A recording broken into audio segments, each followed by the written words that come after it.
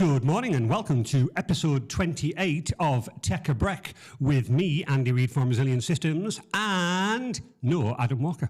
He's not here. He's gone. He's disappeared. He's left me. He's gone to New Zealand. I hope he's having a good time. So I brought in my good friend, and opposite me is my friend Dez Wright. Good morning, Dez. Hello, Andy. How are you doing, sir? Good, good. Right, so for those viewers who don't know you, please tell me who you are, what you do, and what's your company. I'm Dez Wright. I'm director of Pukka-J Limited. We do software, medical software, and work in the NHS, private sector, that kind of thing. Wow. So tell me, how did you start? What was the first, don't reveal your age, but what did you first get into all of this? Well, my background is physics. So wow, okay. It's not computers at all, really. No. So I've got background in semiconductors rather than computer science. Right. So my background went from there into medical physics, where I was working in this sort of field, and then went to work in I came to work for Pukka-J, and now I'm running it. So there you go. My goodness me, right. So you joined Pukka-J, and when was that? Ooh, 2007. Oh gosh, can we remember that far back? 2007, Yeah, that's really yeah. good. So what were you brought on to do? I never got a job description. Nobody ever does today. No, I don't get a job description. It was basically a bit of everything. Right, because, yeah. As a physicist, I was just used to solving problems. Right. So it was a case of very customer facing. So working with customers, understanding it, solving their issues, basically, Yeah. understanding their issues, and then writing the code to make new bits for the product to do what they Right. need to do. So a bit of both, bit of application engineer, bit of software development, bit of sales. Yeah, so a bit of an all-rounded yeah. chap, which is probably why you're now ending up running Pukka-J. Yeah, for your sins. Yeah, I suppose. Yeah. I suppose we always say that. Me and Adam have a laugh, like, yeah, who'd run their own business nowadays? So obviously, with your background of physics, were you always interested in computers? Was that something that you were always doing? Yeah. I built my first computer when I was 16 or 17. Yeah, It was a 486 DX66. Yes, I remember them. And then the next one I built was a Pentium 120. Pentium 120, and I took that away to university with me before the internet. And me and my friends, we set up our own little LAN across the halls of residence with some coaxial cable I'd robbed from the physics department. Get in. So Was that the old coax twisty T pieces? Yeah. So I remember them. Had a T piece off the coax. Yeah. So yeah, that was. It wasn't a trip hazard, was it? Was he just running? It was a bit, but hey, it was pre-health and safety. Yeah, nobody cared about that back then. So what did you do with them? Was it just like the LAN games or? Yeah, Duke Nukem. This is great stuff. Heroes 2, all of that kind of stuff. Yeah. So obviously that got you into the whole computers. But when did you realise you could program them? I was hacking games when I was when I was still at school.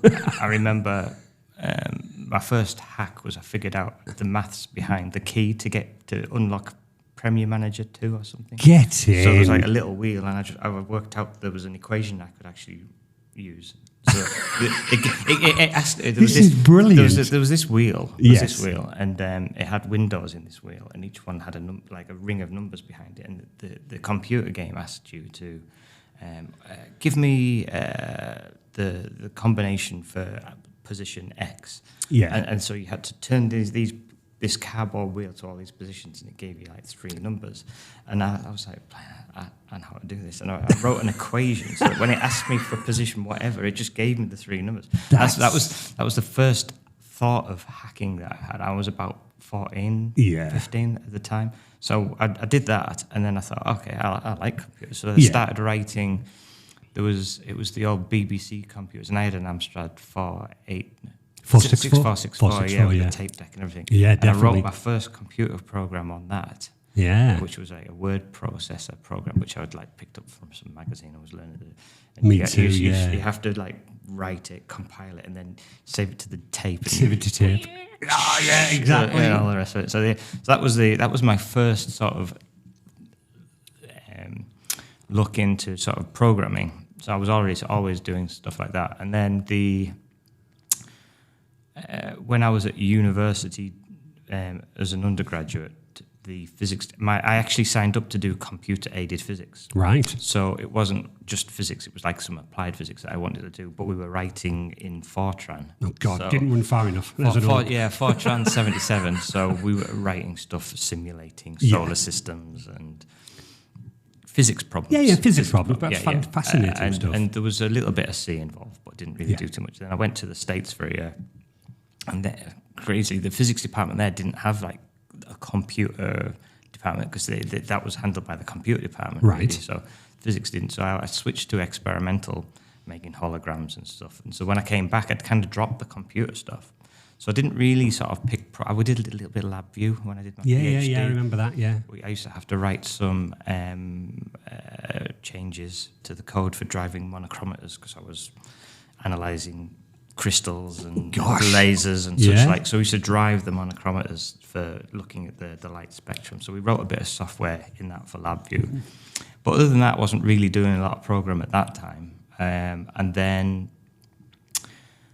I finished my undergrad, and then I did a PhD at the same place at Lancaster. And again, that was in the same thing, experiment. Yeah. So again, there was probably a period there of about 6 or 7 years where I'd kind of stopped writing code. It was. Oh, you still playing games? I was a little bit. I stopped playing games because I stopped playing them as a gamer. I started playing them as a computer scientist, figuring out if I was writing this, what would I do? Oh, right. Well, I can shortcut the game here by doing this. Yes. And I realized I wasn't playing anymore. I was just hacking. Yeah. And which is fine, and it's fun. But I sort of stopped. Yeah. I stopped.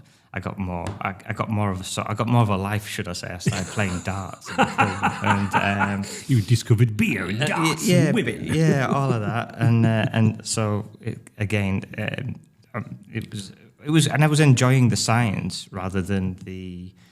I suppose that's the difference, isn't it? The science versus the technology. Yes. I was interested in the underlying physics of what I was doing. So.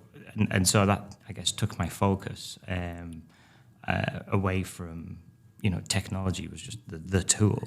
Yes. Or the software was just the tool. And actually, I was interested in, at this point, more the pure science. And it changed really when I left academia and went to work for the NHS. So still in the public sector at that time. But as a medical physicist, I was ended up writing software again. Yes. So you fell into that to do it again. That's it. Roped into it. Roped. Wasn't in the job description. But you didn't have a job description. At this point, this was the NHS. So this was I left academia to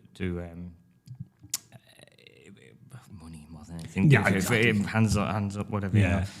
The old evil. But I went to work at Darlington Memorial, just down the road. Oh, goodness me, right. As a nuclear medicine physicist. Oh, gosh, that sounds like a proper title. Yeah. So as part of that, it was a bit of a mix because I actually applied for a senior role without obviously having the experience, but with the sort of says, okay, yeah, well, come on, but we need you to do this. So I had to do the training scheme, had to do the MSc, had to do the research project and all the rest of it. But as part of that, I got to do a bit more coding. So we were writing some code around scatter correction, sort of like looking at the images of the light, the light coming out of the radiopharmaceuticals, how we reduce the amount of scatter, or how we correct the images for the scatter coming off of that. And so the software algorithms for that. And as part of that, I was using it was more scripting languages than actual C or anything at the time, but also. I then got into writing Java, which was it was version 6, I think, back then. So that was it. Was I think version 6, and I dabbled with that because when I first went to Lancaster in '96, Java was kind of just coming out. So wasn't it? I hadn't seen it before, so we started doing something like that. So I wrote some code in Java for analyzing certain. Procedures that we were doing in the hospital, things we get numbers out. You took blood. You injected them with some radiopharmaceuticals. Then you took took some blood, and then basically you look at the count or whatever, right? And then you analyze it to see how it's decaying or whatever. Gosh. Kind of thing. So wrote some code in Java to do that, and then also at that point I was doing a research program or doing some research in the scatter correction, and I was using the software from Pukka-J to do some of that. You see, so that was your first introduction, really. Yeah. And so now if I went to some, I'd wrote the software that I needed, and then I had to go and give a presentation at the British Nuclear Medicine Society.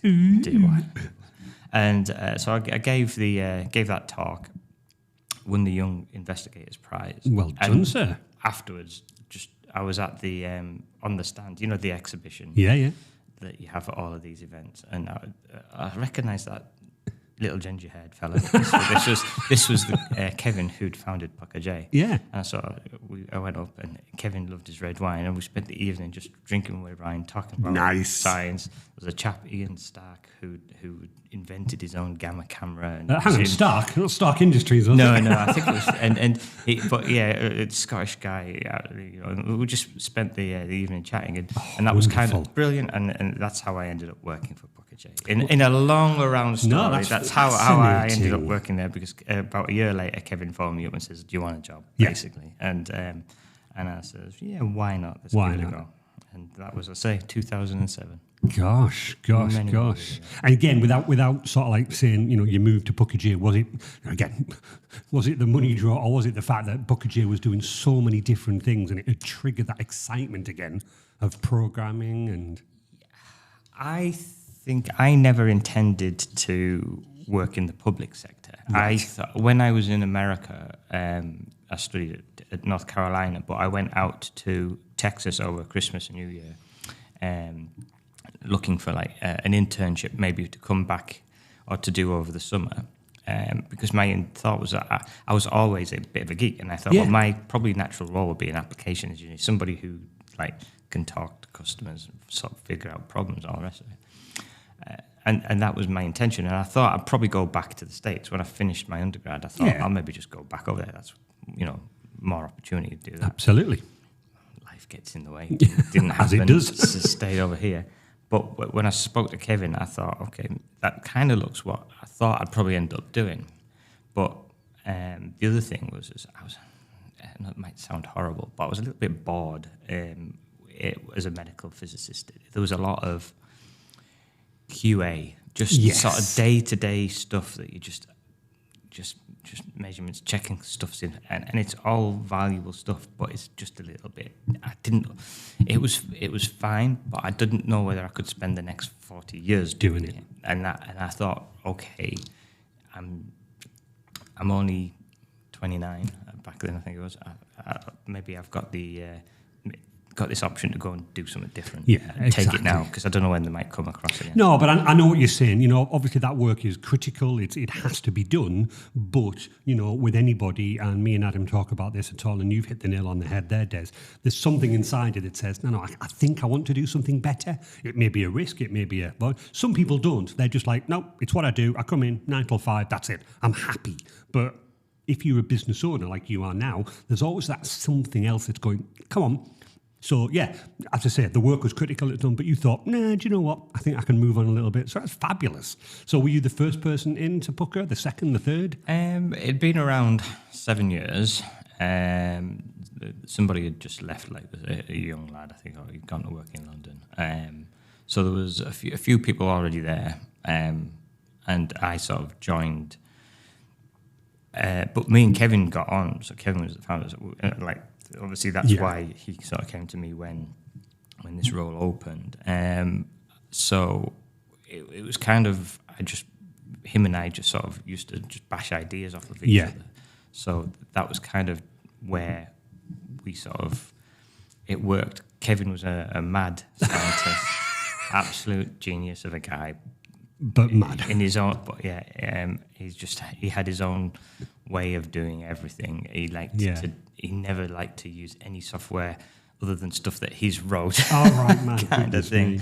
It's he's so. But absolute genius of a guy, and I've worked with him for it was 15 years, and learned an awful lot from him. Yeah, but joking apart, obviously he sounds like a fascinating gentleman. If I had to say describe a mad scientist, would you describe him? Oh yeah. He was genius, but just absolutely. Yeah. Fascinating stuff, fascinating. So obviously that was your first introduction to Pukka-J, the software and everything. And was Pukka-J dealing already with the NHS? Well, I think you said, they were already, weren't they? Yeah, obviously because I was working for the NHS. Yeah, but it was a completely different world back then. Yeah. The company set out originally to write a nuclear medicine processing or web-based nuclear medicine processing platform. So at the time, the technology was all very client-based, workstation-based. Yes.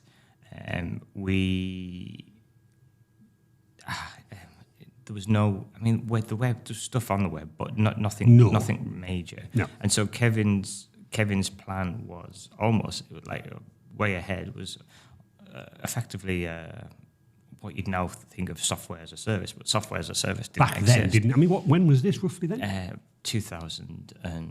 2000. So literally everything, because I remember working in the industry, plastic molding injection, that everything, as you said, was server, client, everything was just server based. Yeah. There was no such thing as the cloud back then. The internet was just about appearing to start to make an inroad into industry. Yeah, and I think the difficulty we had really was the infrastructure wasn't there to do it. So the compromise was we'd set up servers or systems in the hospital that would be served out from within the hospital. Gotcha. So it's more intranet than internet, and so you'd have access to this software from any of your PCs, workstations, instead of having to go to the workstation that's in the same room as a camera where somebody's being scanned, emitting, radiation from the technetium they've just been injected with. Yeah. So that was. That was a little bit different to what everybody else was doing in the market, and that was the original plan. But it was the way things sort of evolved as you go where the money is. People say, "Oh, that's really cool. Can you do it for us?" But we need it for this, and so that's where we sort of moved into radiotherapy, radiology, and then we kind of stepped away from nuclear medicine into more mainstream sort of general DICOM, which is like the medical standard stuff, and then that's kind of where we sit today, sort of like the bit in between the systems, the bit that because when I first met you, and obviously this was to do with your cybersecurity, so obviously you got too resilient through the business. I was, when I first Pukka-J, what's DICOM? And obviously you look it up and it's the industry standard for the NHS. I'll only do images, blah blah blah. So that's really good from that point of view. So you've obviously diversed a lot since that time. As I say, because I knew you from the image scanning software that you wrote. Yeah, we sit, as I say, in between systems. So we use standards like HL7, DICOM, that kind of thing to connect systems, and that means that when there's connectivity different issues between those systems, we can adjust those protocols, that adjust the information in those in the DICOM HL7 that kind of thing, and that's now we still work with like information systems as well. We create like what we'd call a radiology information system or a PACS, and but these things are all built on top of the same technology. So it's not. It's not too far removed from the other stuff. So. Yeah. Okay. Interesting. So is the NHS / health sector your only thing that you do, or have you diversed into other areas of the market industry? Not yet. Not yet. No. Not yet. Yeah. Obviously, like we discussed there, software as a service and that kind of thing. We're thinking there's a lot of tools now that would be useful to the general public or to other departments that if we host them centrally, so might move from working more within hospitals to working online. Okay, interesting. It's always difficult to join the two because firewalls, connectivity within the hospitals is always very absolutely, very hard to get around, and they're very locked down. So that's why sometimes software as a service isn't so easy. No. Whereas in the hospital and behind those firewalls, behind the demilitarized zones, we can do what we like within reason. No, exactly. For those listening, DMZ, the militarized zone. So that's a server slightly outside of the NHS firewall that's open to the public. And then you punch lots of holes in the port wall, but at least it's from one trusted server outside to one trusted server inside. Yeah, pretty much. Pretty much, yeah, exactly. I remember speaking and working with a guy who used to work in firewall security, and he basically, generally good night out with him, asked him questions. I went, how do you start with a firewall? And he went, imagine you're in the middle of imagine you're on an island, okay, in the middle of the sea with no connectivity. He said, that's my dream of the where it is. But obviously that's not practical. He says, then you have to open little boats and run around. And I was like, it's very interesting. And, as you said, the NHS, definitely, they've got to have a lot of security. And obviously quite rightly so, because of all the data that they hold. So you must find it, I wouldn't say, I want to say frustrating, but obviously for the right reasons, you've got to try and work around those things to get it's very frustrating. Yes, exceedingly frustrating. But you've obviously got I understand why it's required. Yeah. But it's so interesting, though, finding people's approaches to it can be quite varied. Just punch a hole through the firewall. Yeah, ignore that. Yeah, you can't do that. So, very interesting to tell. And obviously that's when you approached us, because was it, talking about your cybersecurity, was that something that you thought I needed to work with the NHS, or were the NHS going, no, unless you have cybersecurity, I'm not dealing with you?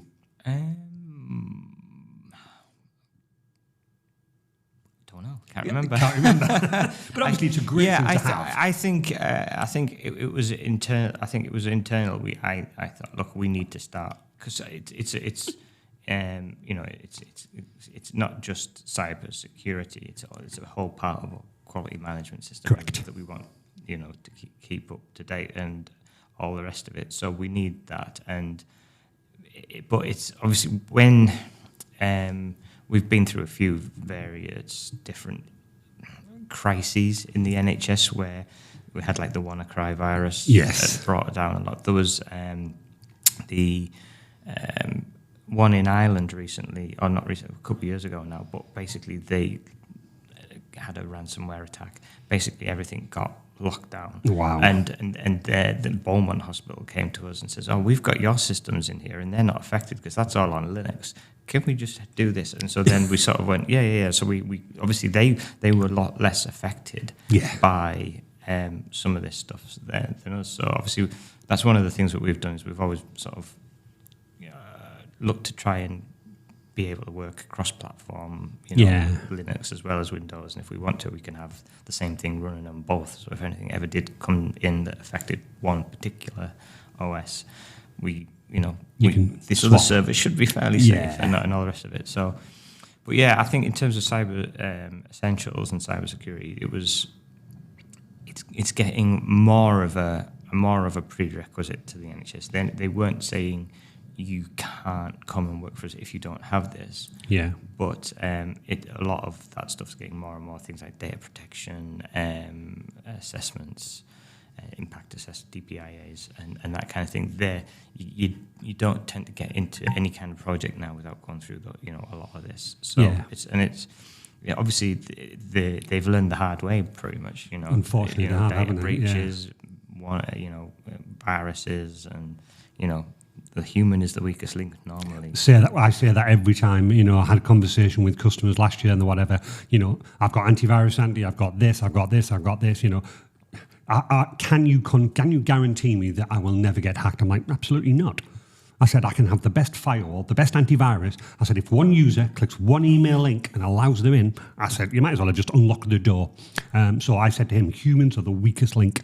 We find nowadays that if we spend a lot of time, well, not a lot of time, but we spend a lot of time, sometimes training the users up to recognize phishing emails and malicious attacks, because that protects us more than anything else. So our customers are like, Andy, I've just received this email. Can you check it for me? Like, yeah, absolutely a phishing one. Stop it. don't. And hopefully you'll have seen you're on my mailing list. Occasionally I will send out an email saying, hey guys, to all my customers, watch out for this. And obviously you're very, very clever in terms of knowing what you're doing. Stop anybody getting... But you're right. It's a Friday afternoon, you've had a torrid really week. bad day, yeah. An email comes in, you look at it, you think, oh, I've been waiting for that, and you glance at it. It's the right email at the wrong time, or whichever way I say it. Definitely. And you just think, oh, and then you think, what is that? Yes. And that's when the cybersecurity hopefully kicks in, because at that point you've locked your system down. You're not logged in as an admin. Yeah. You're not running your browser as an admin. Yeah. You've clicked on this link, but it shouldn't hopefully be able to do absolutely. what it needs to do as well. So I think that was obviously with the WannaCry virus. So that was something that had been patched. Yes. By Microsoft. It was what was it? Blue, deep. Deep. Gosh, it was the the NSA had wrote a backdoor on Windows, and basically it got leaked by a hacking group. I forget the name now, and that part of it was used alongside another worm. It was, Eternal Blue. Eternal you're right. Blue. Yeah, that's the one. Yeah, Eternal Blue. Yeah. And that was obviously written by the NSA. I know. Yeah, so you can't win, can you? But they were saying that. But I want to touch, and I know it may be a touchy subject. Obviously, the NHS. I mean, God bless us. I think it's a wonderful thing. Really is. But obviously, it's underfunded. I think is fair to say. They had a lot of Windows 7 devices, Windows XP. I've got my friend Eddie. His wife works in the NHS. She's I wouldn't say complaining, but it's a constant struggle. When you were working in the NHS at that time, did you find that, or was it not really part of that? Yeah, and it was, and it's kind of always been I don't think it's ever changed. No. And then it's such a big organisation. There's always a lag in getting new things out. Yeah. And PCs, they're doing their job, and a lot of the time they're not on. I mean, back when I was working there was lots of PCs that just weren't on the network. So Correct. it didn't really matter if they weren't patching. They were manual patched. You didn't roll these things out. So, and it was kind of like that transition. Some of these things had to come onto the network. There was a lag between IT didn't even know these PCs existed, and it was about bringing everything in line and being able to then sort of roll out the patches as they go. But for many years I was having to write the code for an older version of Java, because that was the only one being supported by the NHS, because another company that was quite large, that was the version that they'd had in and tested, and so we were having to write for Java 1.4 when like 1.7 was, and it's like, why? But that was kind of like we were having to make it operate on that version because that was in the NHS, and that's where we were doing a lot of. So that's gradually changed over the years, and now they're getting more and more to the point where they're driving. No, we can't have out of date software on our infrastructure. It has to be patched. It has to be maintained.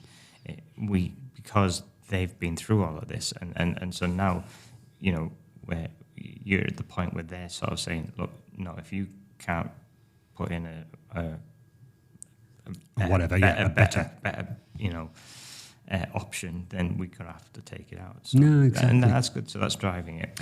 But sadly, it's always the case. It's human nature, isn't it? They had to have the WannaCry, the ransomware, in order for them to do this. Yeah. But we learn, don't we? Yeah. Exactly. Necessity is the mother of invention. No. Well said. Well put. But the difficulty is there is software on some of these PCs in the NHS that is perfectly good, but it's written from the Stone Age. Yeah.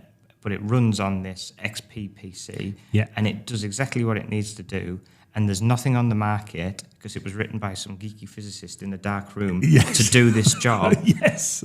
And now what you're getting to the point is, well, okay, well, we can't use this. We don't know how to do this. how do we maintain this service? Because you're still getting patients coming through needing this analysis and all the rest of it. And then so you think, well, okay, well, who's going to provide that? And so then you get to a point of, well, okay, what's on the market? Oh, crikey. It's going to cost me £1 million or something to replace this single PC wrote by a little geek 20 years ago or whatever. And so that's where a lot of the hidden costs to all this come from, because in order to do that now, to write that replacement software, and if you wanted to sort of get it in, if it's like making a diagnostic decision and all the rest of it, then it has to be a medical device, software medical device, and go through CE marking and all the rest of it. Then it gets expensive. Oh, it does. And so then that's, but that's the hidden costs of every customer has it. I mean, we have, I can name probably 5 customers now that have got old age software, and it's not their fault, Des, in no way, shape or form. But the problem is, back in 2000 or back in 2015, how much does it cost to replace this? Let's say £1,000. I can't afford it. Next year, we review it again because it's on the security risk register. How much to upgrade it now? Well, now it's £1,500. Well, I couldn't afford it back then. But the problem is, every year you keep going, down the can, it gets bigger and bigger and bigger until there's a point where you go, but I can't support it anymore, and it's broken. Well, now it's £5,000. But every customer has it. Or if it, you've got to weigh it up, though, haven't you? You've got to say, well, okay, what's the cost to replace it? What's the cost? If somebody gets in there and locks you down, how quickly does it eat up that £5,000? 100%. 100%. So that's the but as I say, and I've said this before. I've got a friend of a friend of a friend, and I used to brag, I don't have house insurance. Never needed it, right up until the point his house burnt down. And then he was like, because but it's a pointless waste of money, me paying my house insurance. It isn't now. But you're right, insurance, it's all about that risk, and I'm very clear with some of my customers that, okay, well, you can't afford to place it. And I get it, Des. I'm like, I'm not asking you to spend the money, but please put it on the risk that I've stated that unless you do this, you are leaving yourselves open. And if you, God forbid, ever get hacked, I'll just turn around and go, I don't want to say I told you so, but I've covered myself. And it's an awful thing to do, but I get it from their side. I'm like, I wouldn't spend £1,000 neither. But it's difficult. Okay, well, that's a really interesting factor, that. So, Pukka-J, okay?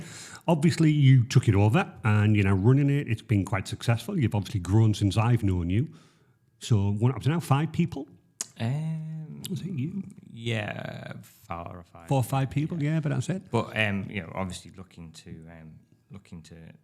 grow, but we've got to do it organically. Yeah, exactly.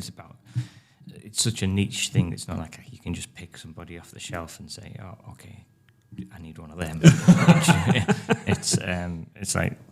It's about finding the right attitude rather than the right skill set. Yeah, but I would like to say the attitude you picked up on there is quite good. We've obviously been, we've met outside of work. I've obviously met Nick. Nick's a really great character. He's got a lot of enthusiasm. You've got a lot of enthusiasm. I feel as though Pukka-J is going places, but you're right. It's not one of these things you can suddenly go, ta-da!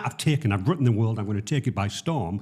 Obviously, you say you're going to have to grow organically, and I know we've spoken offline about a couple of other ideas and things like that. So how do you use technology now as opposed to when you did it? I mean, obviously, you've got, 4 or 5 test machines. You write programmatically every day. And one thing I do want to pick up on is I loved you the other day when you were saying, Andy, why is this? And you literally bloody security. So obviously it's there for a reason, but isn't it bloody frustrating? So yeah, you've got a very powerful PC. You're writing code now. Is it still the same code? Is it still, or have you moved on to C? Yeah, obviously we've got a lot of code invested in sort of the Java platform, but not on the client side anymore. No. Obviously, that's been dropped, but a lot of the back-end stuff is still Java because that just makes it easy for us to run cross-platform.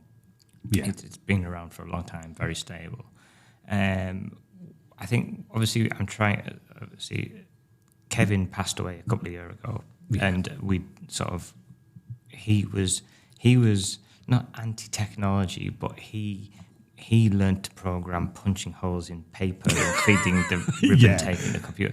So when I talked about DevOps and even just integrated development environment to write the code. He was like, why do I need one of them? He was just quite happy writing in GVim. Yeah, exactly. And so I think there's been a bit of a transition over the last few years as I've tried to sort of move us more to into sort of mainstream ways of doing things. Because I know when I first took over, Kevin was just writing his notes in his paper book, and I sort of one of the first things I did was look right. Well, we need versioning. So implemented our own Git server at the time. It was before GitHub that even existed. Yeah, exactly. So we implemented our own Git service and did it there, and then sort of been gradually sort of trying to move the way we do things to more standard, modern, whatever way you want to describe it. Really. No, but it's really good that you're doing that, and certainly, again, just for our users, how would you describe GitHub now today? But a GitHub server, what did it allow you to do? Just for our listeners out there.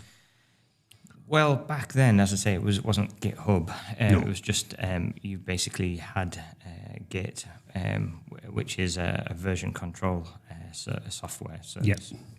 So we set that up on a Red Hat Linux server that we owned, and basically, when you write some code, you write it, and then you have this concept of committing that code. So when you're happy with it, you commit it, write a commit message, and then you push it to the repository. Yeah. And that repository receives that code, and it looks at the difference between what was there before and what you've just pushed. So 1.1 as opposed to 1.3 or 2. And it maintains that delta in the code as a change.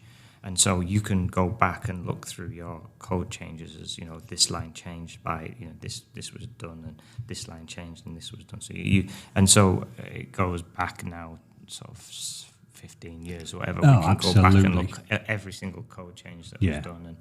And so that's what it allowed us to do. Is it meant that we could, if there was if we found a bug that we were sure it wasn't there before, we can go back and identify, well, how did that get in there? Yes. And then you can go, okay, I'll check that out, and then you can find out, okay, right, that's where it was. That helps me debug it. No, exactly, but it's perfect to do that, isn't it? Yeah, but also it gives you. It helps you with the workflow as well, because I can be working on some code, somebody else can be working on some code, and you've got your own branches. Yeah. And then when you're ready, they just get merged in, and as long as you don't go too far down the rabbit hole, you don't end up in merge hell. And no. But I'm nowhere near as good a programmer as you. I just write in PowerShell, but I'm also learning Visual C# now. So I'm learning on that with Visual Studio Code, and that's the first thing I did. I went, right, setting up a GitHub server, because again, it allows you, it backs up your code automatically, it's there, but it allows you then to go backwards and go, hang on, I've introduced that since version 1 to 2, what did I do wrong? And you're like, right, that. So again, that's really good.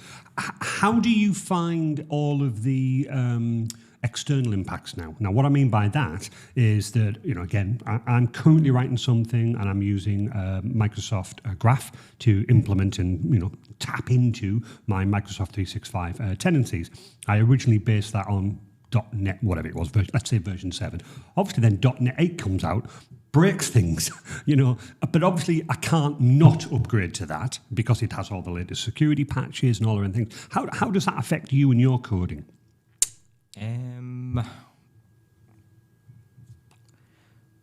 Well, we tend to use backwards compatibility and such like. On the server side, we'll use a particular long-term support version of Java. LTS, yeah. So version 11, for example, has a long-term support. So we can maintain that, which means the impact of changing from, say, 11 to 12, which is most likely to cause the problems, we'll work on a long-term support platform of it. Yeah. A lot of the time, I don't use external libraries, or we haven't, frameworks, etc. We've wrote a lot of stuff internally. Right. That means that we have full control, but it has obviously its own overhead because you're having to rewrite something that you could maybe take off the shelf. So there's balances there. Obviously, I don't write my own MySQL connector to the database or my own SQL Server connector and that kind of thing. But they're usually pretty static. Yes. And unless there is sort of like some massive issue, you wouldn't probably want to change that because they don't change. You just have that library. But there was something not too long ago, there was a problem with Log4j. Yes, I remember that, A logging tool in the Java world. And we had lots of customers in the NHS who received the security alert saying, we've had this security warning about Log4j, it's Java, you use Java, what do we do? And I said, well, we don't use it, we wrote our own. Okay, great. Don't have to do anything. So that's there's positivity, isn't it? So it's, you've got swings and roundabouts in terms of what do you do yourself and what do you use external libraries for. No, exactly. And that must be a balance because it must mean faster development because you can just pick that thing off the shelf and go, well, it's already written for me. But then you literally are beheld to them. If there's a bug in it, if there's a security flag in it, you've then got to fix it. Yeah, I mean, that's right. I mean, the thing is it can be quicker to use a library, and that's great. But the downside is you don't have control. So if there's a bug there, you're relying on somebody else fixing it. Correct. Which may not be quick. Now, obviously, sometimes you've got open source and the community will fix it pretty quick, but there's a bit of an aversion to open source in the medical world. I'm not surprised because it's open. Yeah. So there's so then we've looked at when we were replacing the front end. In Java, so there's lots of frameworks out there. And at the time, when we were first looking at it, maybe Angular was around with JavaScript, and or maybe I think a lot of stuff was just been doing jQuery and that kind of thing. And we thought, well, what do we do? And we decided, rightly or wrongly, people will probably tell me that we're mad, but we basically wrote our own JavaScript library to basically write one-page apps. Yes. So we weren't relying on any external frameworks or anything. It was literally just pure JavaScript, wrapping HTML in JavaScript, and it's quick and it's useful. And then effectively, in some ways, is the same kind of way of doing it was done for React. Came from Facebook, and that's now got a strong foothold in the development world as one of the the tools that people are using for development. Yeah, and that's great. But it means that all of the companies that use things like Angular and stuff, that's no longer supportable. We've invested all this time writing all of our code using this framework, and that framework's now kind of like gone the way of the dodo. And what do we do? So now that they move to React. Well, what happens when React goes? Yeah. And Kevin and I had like these conversations, and he says, I've seen these frameworks come and go over the last 40 years. Yeah. I'm just going to write it ourselves. I was like, all right, But it must be great when you do that because, as you said, there's a lot of benefits of writing it yourself. There's, you can keep an eye on what's security out there. You've got full control over it. You can design it, move it, whatever you want it. Yeah, and the fact that because it's not generally out there, nobody. See, it's kind of what's the point in some hacker group trying to find a vulnerability in the client side code for Pukka-J when it's not going to. There's no chance. There's no chance of it actually gaining any kind of foothold because we're not. If we were Microsoft, unfortunately, or Google or whatever, then they're going to think, all right, well, let's look for vulnerabilities in their code because it's literally on every PC in the world. Yeah. Then so it means obviously then if you using React, and obviously that's literally now used everywhere. If you can find vulnerabilities in React, then or something or how it does something or something like that, then it means that you've got to like keep your React and everything up to date, whereas we can sort of just roll out our own stuff as we patch our own stuff, and the chance, very limited, there's nobody going to be looking for a vulnerability. I mean, maybe I should keep my mouth shut. I don't know, but you get my drift. It's sort of there's the benefit of there's got to be a reason why somebody tries to find these vulnerabilities. No, absolutely. And it's about the size of the market, should you say, for that hacker to go and do. And definitely, because that's all they're interested in. If they can exploit one security hole and have 1 million people, they'll potentially, hopefully not, but find a small exploit. Well, actually, I'm only going to get a few people. What's the point? I might as well concentrate on the Microsofts and the Googles. Mm-hmm. So do you keep an eye on that security thing? Or again, are you fairly comfortable in a nice way that you're going, no, I've wrote it myself, I'm confident, it works? Yeah, we have to obviously bear it in mind and write our stuff as best as possible. It'll change, or it'll become more. Even have to be more aware of it if we move to a software as a service platform. Yeah, absolutely. And we're exposed to the internet. Because as I say, not that anything's vulnerable now, but you just got to sort of put in a whole another raft order of magnitude of stuff if you're going to put any of this stuff online.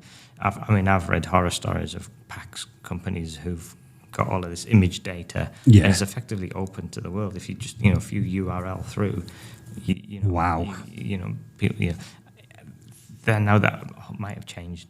Obviously, absolutely. Things have improved. And yes, not there's no names or whatever, but. No, but I always find it interesting that, and no disrespect, Resilient, we are a smaller company, Pukka-J, smaller companies, but, I read, okay, so if Sony, big hack a couple of years ago, if they get hacked, what chance have we got? But they must have the same problems that we've all now got, but they've got a massive development, massive firewalls, but some human somewhere has made an error.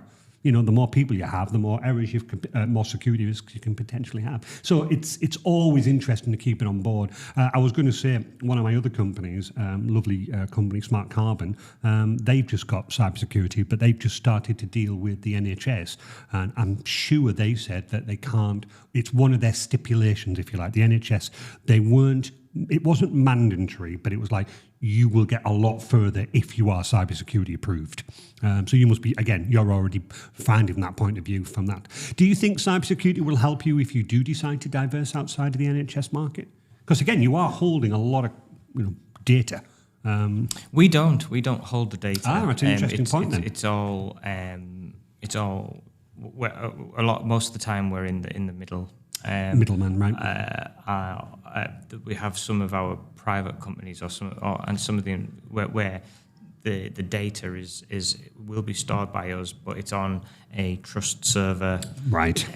Most of the time, that server will do everything. It'll be the database and everything. So, and that server is maintained by them. Right. So we install on their systems. Okay, so there's real they're the data owner. We're just a software provider.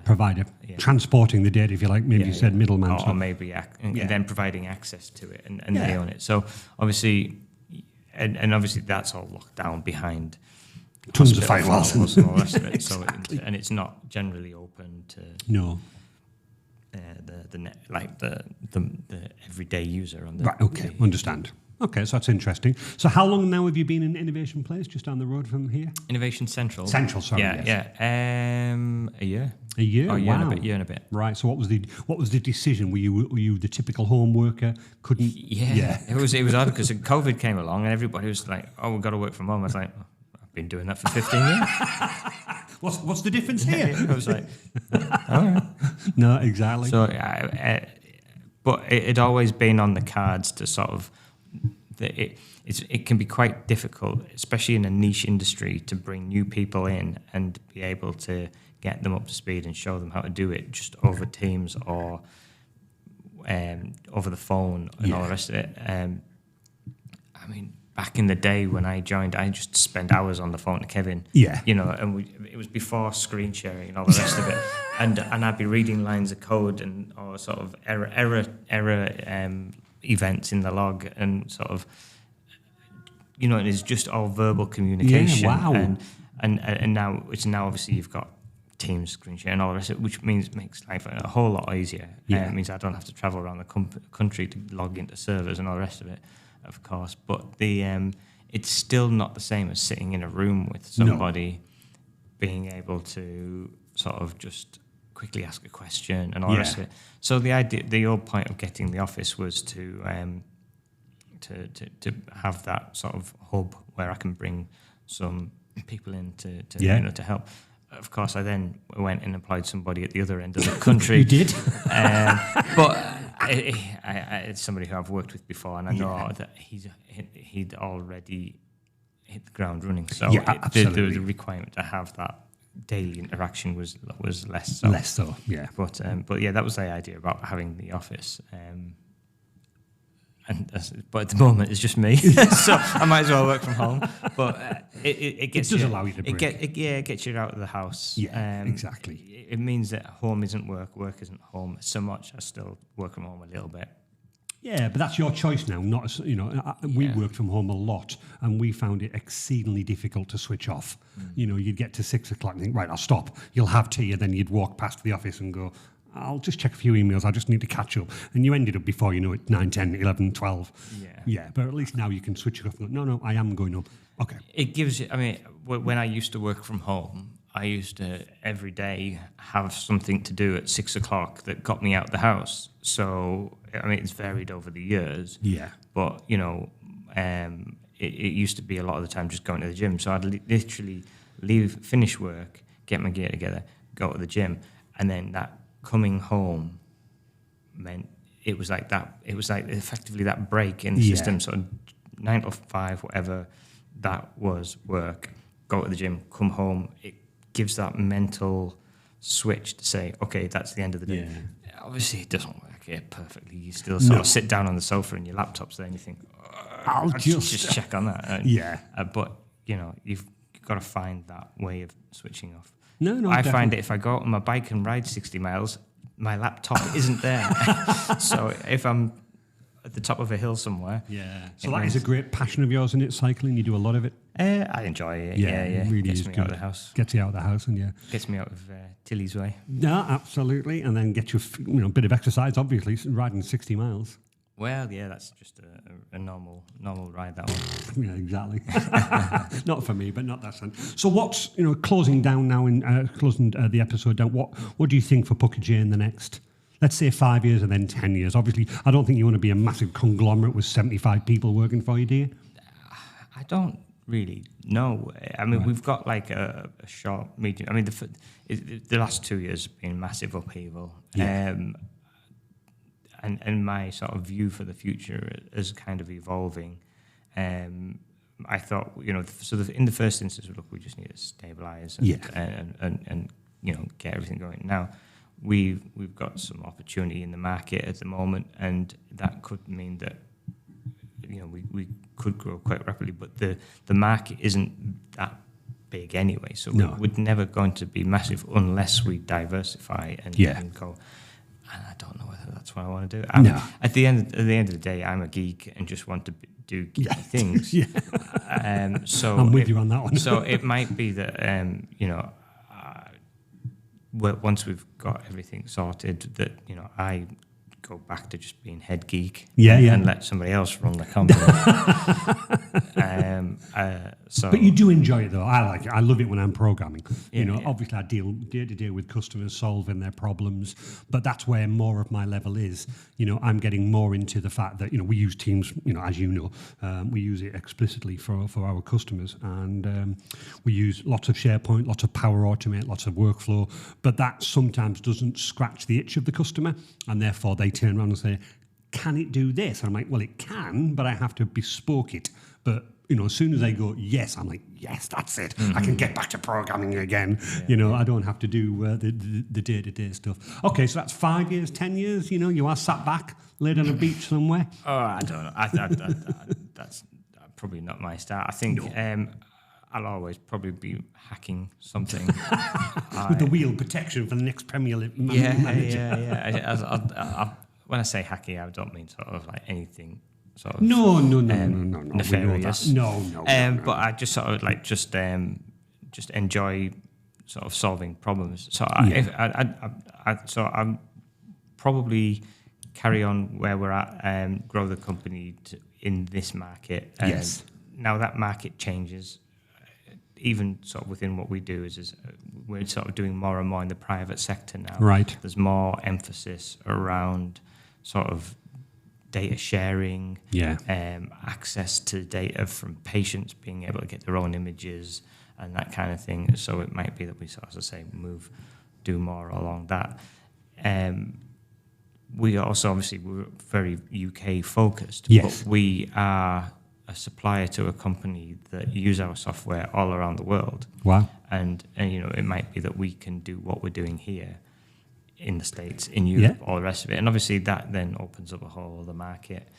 And we just continue to sort of, try and just gradually increase the, what we're doing. I think we'll be reviewing how we do things as well. Our own technologies, what we do. It might be that we decide, look, we need to sort of have when we're moving to a cloud platform, we're not going to use what we're using now. We're going to move to like a .NET. Yeah. We might do some stuff in React, or might use some other, like Material UI. Yeah, definitely. Or something like that. There's various different things we have on the horizon. Yeah. And the future. I mean, if you'd have asked me 10 years ago, what the plan was, it would have not looked like this. So I don't know. Best laid plans and all of that. So. No, exactly. One final question I'm interested in. Do you believe how can I put this? Is your business driven by market demand, or do you provide something that drives your customers to go, I want that? So is it, which way is, what I'm getting at? Which way is it? I guess it's a bit of both. I don't think you can. I think we often will fill gaps in the market. Yeah. So customers, and often it's word of mouth, or for us, we don't have a big marketing team, obviously, or anything like that. So we are gradually filling gaps in the market. So the customers will be aware of us, and they'll come to us and say, "Oh, I spoke to so and so, and you said they did this for them. We've got a kind of similar problem. Can your software do this?" I says, yes, or yes, if, or, don't be silly. That's not how you do it. You do it like this. Which is that latter one's often the more, obviously in a much more polite way of doing things. But I think so. I think, but we're always looking to invent and create a market and say, wouldn't this be really cool, or that kind of thing? No, it's really positive though. I think it's great that you're in that position that allows you to do that. Going back to, and I don't want to put anything down, but that monotonous you back in there just going, well, I've got to do this every day at 9 o'clock. I must check this. I must check that. It's obviously a massive change to where you are now, because you can do that. I'll write something that really will affect that customer, and that customer's going to go, oh, Des, thank you so much. That's amazing. You've done that. That's what I do. I get that, where a customer's, nowhere near that level, but paper manual, everything's like really. I introduce Microsoft Teams, I collaborate, and they can work across screen share, and they're like, oh my goodness, that's the buzz that I get. I'm going, great, you're now working smarter, not harder, which is what I always say. You're getting the same by using that software side of things. Yeah, excellent. Well, listen, it's been an absolute pleasure. Thank you. Thank you. We always end the episode on what are you doing at the weekend? Cycling. So is that both days, or? Cycling and sleeping. That's what I usually say to Neil when he asks. I'll probably go out on the bike Saturday morning. Right. Probably recover and sleep watching. I was going to say watching the football results, but it's international football this week. It is actually a break, isn't it? So no point in it. No point in that. They should have scrapped it years ago. Yeah, exactly. And then Sunday, I'm not sure. Probably. I might go walking. Yeah. So do you walk locally? Is it all just around locally, or do you drive somewhere then walk? Yeah, often with a friend of mine who used to cycle. He can't cycle anymore, so we tend to just get out for a walk when he's fit. So I might do that. Good. Saturday night, I'm heading to the tapas bar with some of the lads from the cycle club because we're going cycling in Arran in May. Oh, very nice. So that'd be good. Is it the local Darlington tapas? Yeah. Yeah, very nice that, isn't it? Very nice that. So when you go walking, are there, like, you've got to walk 5 miles to the next pub and then 5 miles to the next pub? Well, I usually try and park my car at the pub so that we've got somewhere to have lunch when I get back. Perfect. If that's the optimum, but it's not always possible. No, exactly. Well, I don't know what I'm doing. I can't even remember. We've just recently moved offices, as you've seen this morning. You went into the brand new office. So you mini golf. Yeah, exactly. Little mini golf. Got to have a little break. Got me mini golf. Got me darts. Got me basketballs and stuff like that. So I tend to find that I'm very when I'm on the phone, I fidget. So I'm literally I could be talking to you and I'm just playing golf, or throwing darts at the board and stuff like that. But I'm certainly getting more and more into my visual C, and that's like beginning to scratch an itch that I've loved. So I'm programming something, and it's a real satisfaction of like linking. And again, it's linking things together. So now that's great. Again, thank you so much, Des. Really appreciate it. No problem. Thank you for having me. Thanks to all that. Hopefully everybody has a great weekend. We'll see you later. Bye.